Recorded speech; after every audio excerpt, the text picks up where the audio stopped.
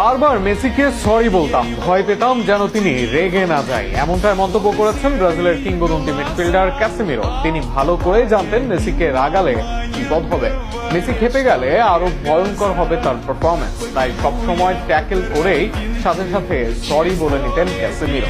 একজন মাদ্রিদ কিংবদন্তির চোখেও মেসির অনন্য ক্ষমতার বর্ণনা নিয়ে থাকছে। ফুটবল ইতিহাসের অন্যতম সেরা খেলোয়াড় লিওনেল মেসির বিপক্ষে খেলতে গিয়ে প্রতিপক্ষ ডিফেন্ডার বা মিডফিল্ডারদের কতটা সতর্ক থাকতে হতো তার নতুন এক উদাহরণ তুলে ধরলেন ব্রাজিলিয়ান মিডফিল্ডার ক্যাসেমিরো। সাবেক রিয়াল মাদ্রিদ তারকা জানিয়েছেন, মাঠে মেসিকে কখনোই রাগিয়ে দিতে চাইছেন না তিনি, কারণ একবার মেসি খেপে গেলে তাকে থামানো প্রায় অসম্ভব হয়ে উঠত। সম্প্রতি এক সাক্ষাৎকারে ম্যানচেস্টার ইউনাইটেডের এই অভিজ্ঞ মিডফিল্ডার বলেন, প্রতিবার আমরা যখন একে অপরের মুখোমুখি হতাম আমি খুব বেশি কথা বলতাম না বা অতিরিক্ত চাপ দিতাম না, কারণ আমি চাইতাম না মেসি রেগে যাক।